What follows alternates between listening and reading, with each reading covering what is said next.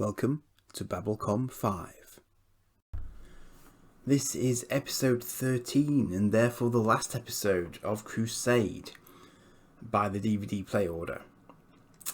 So yes, it's with a somewhat heavy heart that I arrive at the last episode of Crusade, but not of course really the end of the Crusade in any way, shape or form, because it should have carried on for a number of other seasons, but 13 episodes was all we got, and this episode does not feature Max Eilerson or Galen or Jarena, but it does have a very special guest, because we do have, and spoilers for the episode, one Richard Biggs as Dr. Stephen Franklin.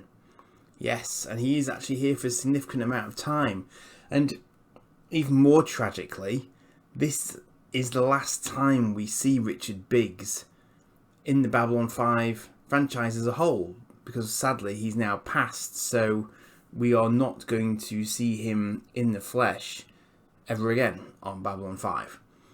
So yeah, it's the whole thing's pretty bittersweet, quite frankly, because this is not a bad episode. As episodes go of Crusade, this is not a bad episode. So let me take you through it. So Excalibur is holding position, waiting for they know not who. They've just been told to go to coordinates and wait. And because they don't know who they're waiting for, Gideon points out that, if someone turns up, they won't actually know if it's who they're waiting for. Matheson suggests that if they start shooting, then it's not the person they're waiting for, even if it's Earth Force.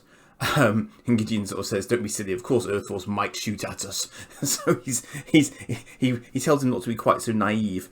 But anyway, so they're sat there waiting, and then lo and behold, a Warlock class ship comes through a jump point.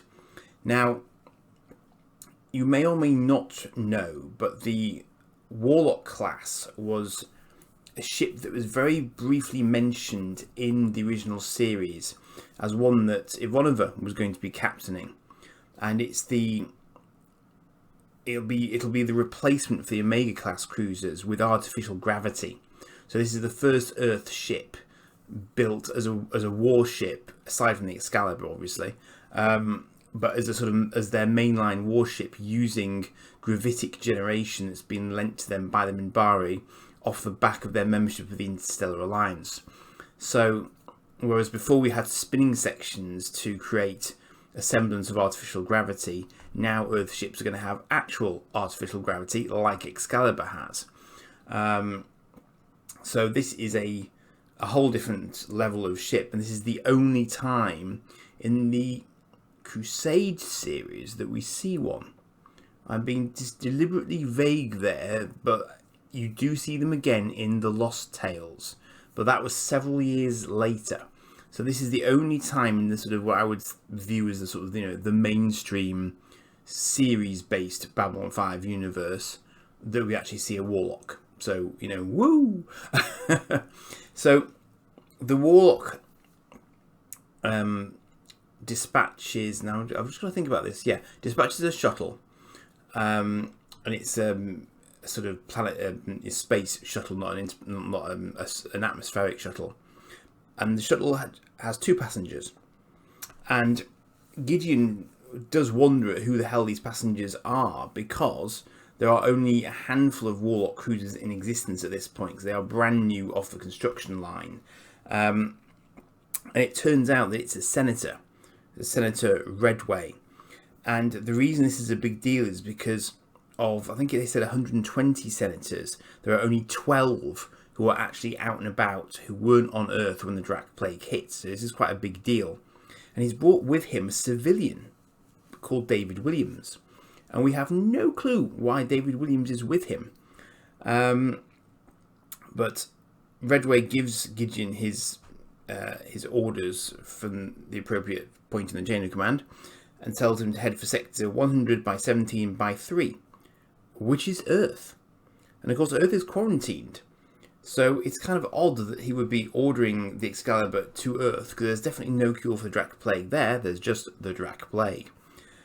and he's told that it's an urgent mission, so he cannot stop for anything, which is unfortunate because in the next scene we see that Lockley is adrift and injured in a damaged Star Fury, and is calling for Babylon 5, but is seemingly away from Babylon 5, and she's running out of oxygen, of course. So she's in the ship named Delta 1, so she would have been the leader of Delta Flight from from Babylon 5, and she orders the computer to reduce her oxygen by 10%, trying to eke out the supplies that she's got left, but she knows she's really prolonging the inevitable at this point unless someone finds her. Apparently Matheson has very sneakily anticipated Gideon's request to find out who the heck this David Williams is, and it turns out he's a 32-year-old plumber, because Matheson's already done his homework. So they've still got no idea why he's on board. And Matheson picks up the distress signal from Delta 1. The senator says to Gideon, "You can't stop." Gideon says, "You're not in my chain of command, so therefore you don't get to tell me what I can and can't do.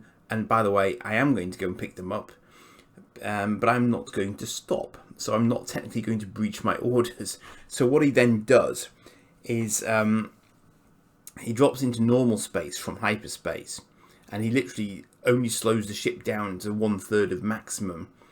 And they have a gravitic system on board that drives them, but it also means that they can use that as a sort of inertial dampening system as well, which means that they can slow stuff down. So what they're going to do is scoop up the Star Fury on the fly. Matheson does point out that normally this is only designed for ships that are actually under their own power, which Lockley's clearly isn't, because it's got a thruster hanging off. And it loses that thruster in the process of getting scooped up by Crusade, still doing a good third of its maximum speed. And she gets stopped by successive force fields just in time, and then Excalibur jumps away. And Gideon explains calmly to the senator that he was once in the same situation where he was adrift and running out of oxygen and was picked up, and he absolutely will not pick somebody up in the same situation for exactly that reason. So senator now understands, Gideon's done what he needed to do, and they keep going. So the mysterious David Williams explains to Dr. Chambers that he was on Omega 7 when the Drac Plague hit. And she says, well, good for him, it means he didn't get infected. But what she fails to understand is he wants to be infected. That's why he's here. So, very puzzling. Lockley, as it turns out, has been out for 2 days, but they're now approaching Earth. And this is one of these times when the sort of the running order for the DVD is clearly a bit skewed, because Gideon sort of offers her what in effect would be a first date, but of course they've had a first date by this point, so you know they're on different terms already. But this suggests that they've only briefly met. And I remember watching this episode the first time and thinking this didn't seem to make a lot of sense, because they've already had a couple of encounters at least by this point, in terms of the actual normal DVD playing order. So it's all a little bit odd. And that's why the DVD play order isn't viewed as the best way to view it. But they are still in their grey uniforms at this point. So, yeah, so it's confusing, basically. It's confusing. And they get to Earth, and there's a little conversation on the bridge between Matheson and Gideon, where Gideon's sort of saying he can't remember his dad's face, but he can remember every detail of the Earth. And Matheson thinks it's because the Earth is a constant, whereas we remember people at different stages of our lives, so they sort of the images blur together. And Gideon accuses him of having old thoughts. So the senator comes on the bridge, and he's basically saying, "Here comes the package," and an atmospheric shuttle is coming up from Earth, which is a no-no because Earth is in quarantine, and anything that comes up from Earth has to get shot down. Which it kind of does, because this shuttle releases an escape pod and then detonates itself. It was on automatic, and the senator says that's basically what the records will show, that it was on automatic pilot and it failed and it blew up, because it didn't. It was done purposefully, and he says that the person inside the escape pod itself has been cleansed as best as they can possibly do it. So it's it's reasonably safe to bring it on board, and Gideon decides that it's okay to do so on the basis that the senator isn't trying to get off the ship in a hurry, and he figures that if he's not trying to save his own hide, then he's fairly confident about the state of the life pod. But of course, the escape pod does contain somebody who is contaminated by the Drac plague because they've just come up from Earth. So there is a big question mark about what's going on. But anyway, the ship Excalibur then jumps out for a secondary location. And it turns out that the passenger is none other than Stephen Franklin. And he's infected, of course, which is not a good thing. But he's in an isolation lab. And he is the guy who is going to infect David. And dear old David is about to cause his own problems because he's phoned home. He's borrowed the senator's security codes to phone home, overridden their communications blackout, and he's speaking with his fiancée. And the Drac are listening to him in hyperspace, so they know something's going on. And basically, they're calling in all of their friends, basically. So this is not going to end well, clearly. Now, Gideon wants to understand, having had explained to him what the hell's going on with David, why he should let him go ahead, because Franklin and Chambers have an interesting conversation. Franklin saying basically he's going to push the button that will infect David, courtesy of the Drac virus that he's carrying. And Chambers sort of acknowledges the fact that that's a tough call to make, but he says that he doesn't want that on her conscience. But he says, overall the whole thing is tough. This is the first time that Gideon's hearing it, because by his Hippocratic oath, he's not supposed to do any harm, but he is effectively committing David to death if they can't cure the plague in 5 years, give or take. So it is a tough call. There's an amusing conversation around here as well about how they've sort of identified that the plague has caused various people around the world to develop previously unheard of strains of things like Ebola and hepatitis, and kill them off at about the same time. So it's clearly doing something in a very sort of coherent fashion, but they haven't been able to scan it down because there's so much air volume on Earth, they just can't isolate it. So they're basically very, very keen to see how it initially infects someone, in order to be able to sort of track it and understand how it's spread inside the body, because obviously everyone on Earth is already infected and all the animals are as well. But there's a funny comment about if they cure guinea pigs, they'll only have found a cure for guinea pigs because it's changing so quickly they can't lock it down. So there's definitely a lot of question marks over what exactly it is. And David explains to Gideon that the reason he's doing this is that he met Carol on Omega 7. She went home to Earth, he didn't, but they were engaged, and he wants to marry her, and they'd set a date, and the date is in a week's time. So the only way he can get through the blockade is to be infected. So for him, it's worth the risk, because he says that life goes on. And he wants to go on with her for however long he's got, even if it is only 5 years. And Gideon gets that, and he says that he hopes one day he'll have that too. So he understands the sentiment, and he's content for him to do it on that basis. So it's an interesting one from a sort of dilemma point of view from Franklin, that he's going to initiate this. But when it comes to the time for him to infect him, there's a mysterious malfunction. And Chambers says that she'll push the button because he's got enough to think about at this point in time. So he sort of, he quietly acknowledges that fact, and she presses the button, starts the vents going, and David is in a separate isolation room, but he's going to be heavily scanned. He's been injected with trackers and stuff, so they can see exactly how the virus gets in. And Stephen's surprised to find that when it gets into him, it actually starts getting bigger. So it's quite small when it starts into the nanometers, but it kind of unpacks itself when it goes into him as a host. And then it starts going to all the really critical organs in his body, bypassing other areas. And they realise that that means it's got an intelligence to it, because a normal virus would just follow your bloodstream and infect everything. This one isn't playing by the normal rules. So what they come to realise is that it's being directed. It's nanotech. And of course, we've seen a nanotech virus already in the series, but Stephen's saying this one is sort of vastly more sophisticated than what they've seen to date, but he does finally manage to get an image of it.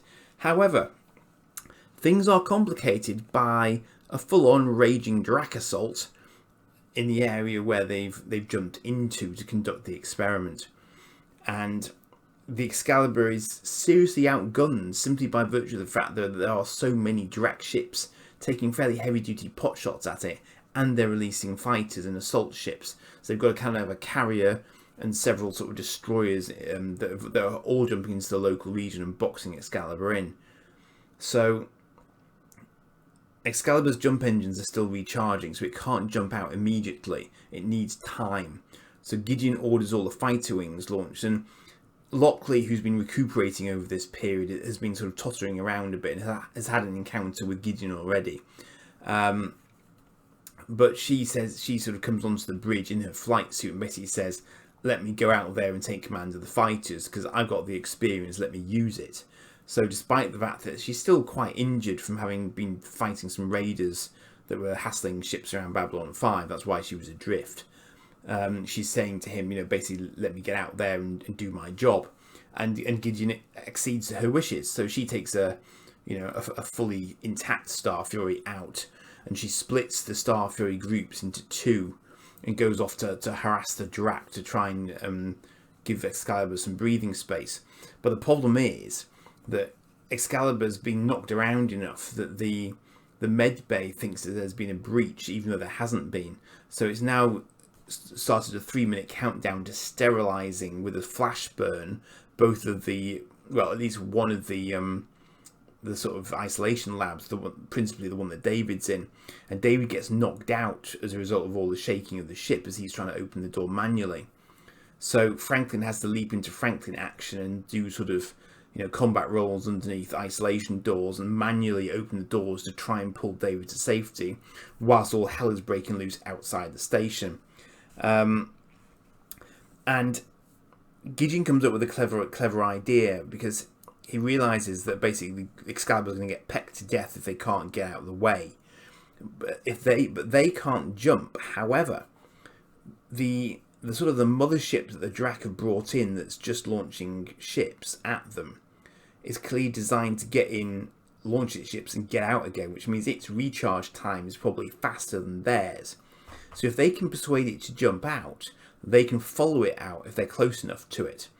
So he orders Matheson to basically go for the good old ramming speed tactic. And he just hopes that, because they've lost communication with the fighters, he hopes that Lockley realises what he's looking to do and pulls their fighters back in time that they don't lose them all. So she does indeed realise what he's trying to do. So as he starts accelerating towards the Drac mothership, she orders all the fighters to get in close to the Excalibur. And the Drac mothership does take the hint that it's going to get clobbered if it doesn't get out of the way. So it opens a jump point and Excalibur jumps in after it. But all of the other Drac ships can't jump at the same time, because like Excalibur, they need more time to recharge their jump engines. So they get into hyperspace with the Star Furies behind them, and Gideon opens up with the combined fire main gun to knock out the Drac carrier so it can't get away. So I guess at best you'd call it a draw of sorts in terms of the actual sort of ship combat. But it's all nicely handled. You see the sort of the chain guns kicking off, and the main gun opening up, and it gets it sort of shot off. And happily, it wouldn't really matter if it was adrift in hyperspace for a bit, because they'll repower once they recharge, and then they can just head off in hyperspace, and they'll be fairly safe. So the upshot is that there's another sort of iteration of the life goes on comment as they as sort of Lockley and Gideon arrange for a date next time they're back on, or he's back towards Babylon 5, with Matheson sort of grinning like a goof at Gideon as he's sort of arranging that. But one interesting thing about the end of the episode is that as Franklin gets back into the escape pod to be taken out by maintenance bots back to a shuttle, he does say that God's honest truth, he just doesn't know if what they've now found out is going to make it any easier to actually cure the problem. So he's actually quite downbeat as a result of finding out what's what, with it being nanotech. But towards the end of the episode, he and Chambers do sort of exchange notes on a comms channel, and they realise that Excalibur has already come across a similar idea, not quite as sophisticated a nanotech virus, but nonetheless one that required a central control point. But the fact that the Drac don't seem to have deposited a great big central processing unit on Earth at the same time as the virus suggests that the virus is using some sort of hive mind kind of idea to process and develop itself and work towards finding the ultimate solution, which will cause all mammals on Earth to die at the same time. So, neither of them are going to get much sleep that night, basically, but they've agreed to sort of stay in touch and chat about stuff. So it's an interesting one in the sense that the mission is a success and David will get married, one assumes, and Stephen has an invitation to the wedding, but you just get the impression that it's not necessarily going to end up all that brilliantly at the moment. Interestingly, someone did comment on one of my YouTube videos recently that, of course, if you've seen the Babylon 5, you know that it does get resolved, but I think that was something of a given, really. And apparently Crusade was never really supposed to be just about the Drac Plague. It was always going to have a larger, more sort of evolved storyline than just the Drac Plague getting solved. I mean, the funny thing about this episode was it reminded me of Space 1999. And I can't really tell you why. It was just something about the sheer amount of... It was a sort of the speed at which Excalibur was flying around and people were running around and people were sort of getting thrown over desks because they were under attack. It's all this sort of thing. It's just, I don't know why it made me think of it, but it was just that sort of, it had that sort of vibe to it. There were some nice shots of the Excalibur getting hit on its sort of refractive armour as well, because it's got this special coating, which was mentioned in A Call to Arms quite a lot. And it sort of basically gives a reason why when it's hit, it doesn't immediately get hull damage. So its hull armor kind of reflects or refracts most of the energy from energy weapons. So when it's hit, it can take a certain amount of damage before it gets really badly damaged. But even Gideon had to acknowledge in this episode that enough hits will end up doing it damage. So it's not invulnerable, but it's probably about the nearest you get in Babylon 5 to something having shields, in effect. Because that isn't really a tech that's in use in the Babylon 5 universe.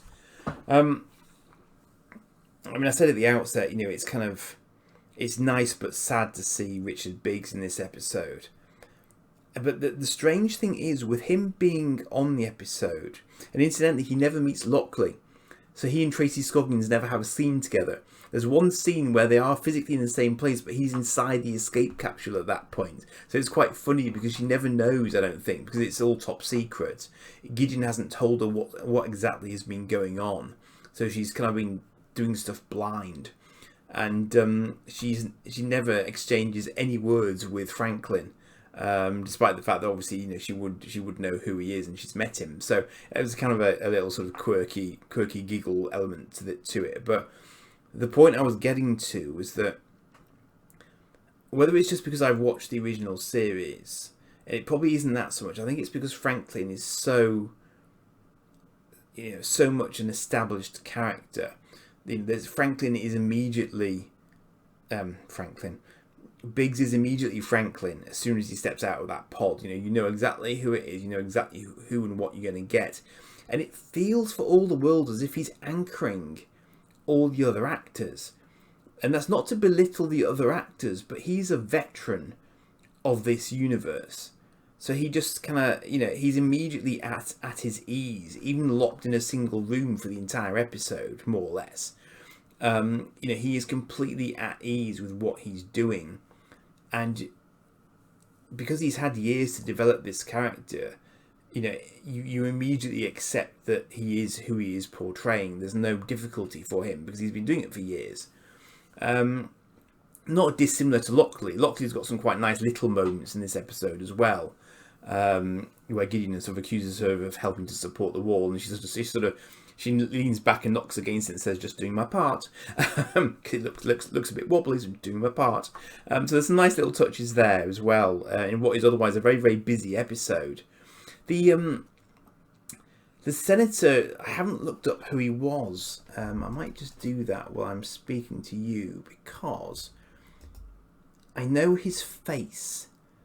Just looking at his IMDb profile. What else has he been in? Let's have a look.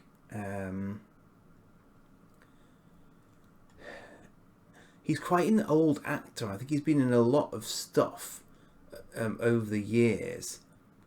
Known for Mortal Kombat Annihilation, Stripes.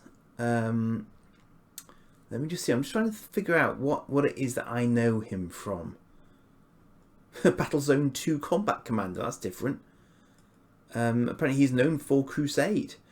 Okay.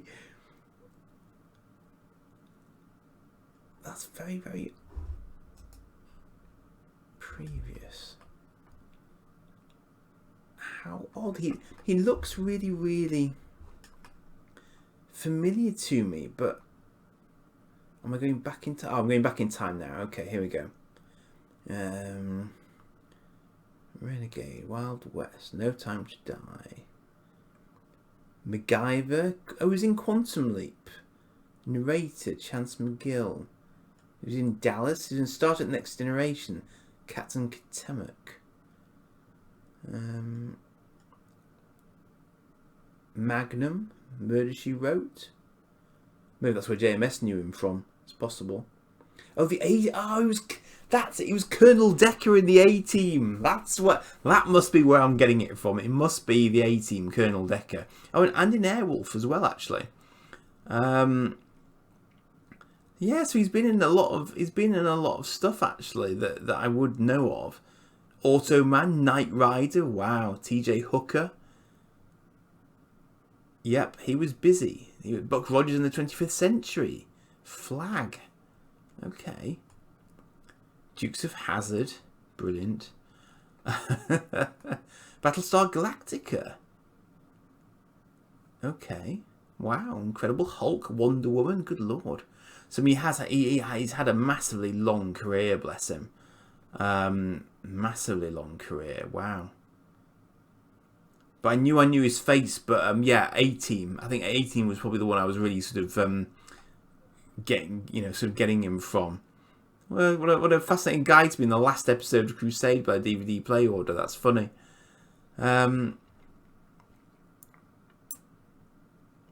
Yeah, but it's a strange one to come to be at the end of it, and it just not having managed to do everything it wanted to do. It's a great shame because I think it was really. I think with a lot of these shows that get to this sort of 13 episode point, everyone's kind of managed to settle in by this stage, and even though the play order's a bit strange on this one, you could tell that people were kind of getting there with it. But it's quite a large ensemble cast, so you kind of need that long to get to know people, I think, because there were that many characters going. And I'm sure we would all have loved to see more of sort of Galen and co, and see how it would have developed over time, but that was all she wrote, unfortunately, or all he wrote, in fact. So quite a sort of action-packed episode to go out on by the DVD play order. But interesting to see what the other play orders did with it, and I am going to set up those playlists when I've got a bit more time. But it will be really interesting to see how they ordered it. Maybe I'll even try and watch it, back in that sort of play order and just see what sort of a difference it makes, because there are some real clangers in this where you can immediately tell that something's not quite right with the way that the DVD play order's gone. There are also, I noticed, a couple of extra features on this last disc, like sort of forging Excalibur, so I guess how they designed the ship and just generally kind of making of Crusade stuff. So I'll probably have a little look at those, and if there's anything sort of mind-boggling in there, I'll let you know. But all I'm now left with is Lost Tales. And then I think I've covered pretty much everything going, apart from the books, mind you. I have not sat and read the books yet. Well, I've sat and read half of one of them, and my God, it's painful. But anyway, I don't think the books get a lot of attention, but some of them are very much canon. So I do want to read them, because only then can I happily say to myself that I have actually absorbed everything that is, canonically Babylon 5. So I will try and get to those at some point. And I guess when I have more free time from not doing this, I'll have more time to read them. So the nights are significantly drawn in now, so I probably will have more time to read. And on that note, I will leave you there. And as I say, I will, put some more playlists together for these and the various different play orders that exist. And I will dig out my seemingly multiple copies of the Lost Tales, which I have, and then we'll round things off with those. So thanks for listening this far. Do like and subscribe if you're not already, and catch you for the next one. Cheers for now.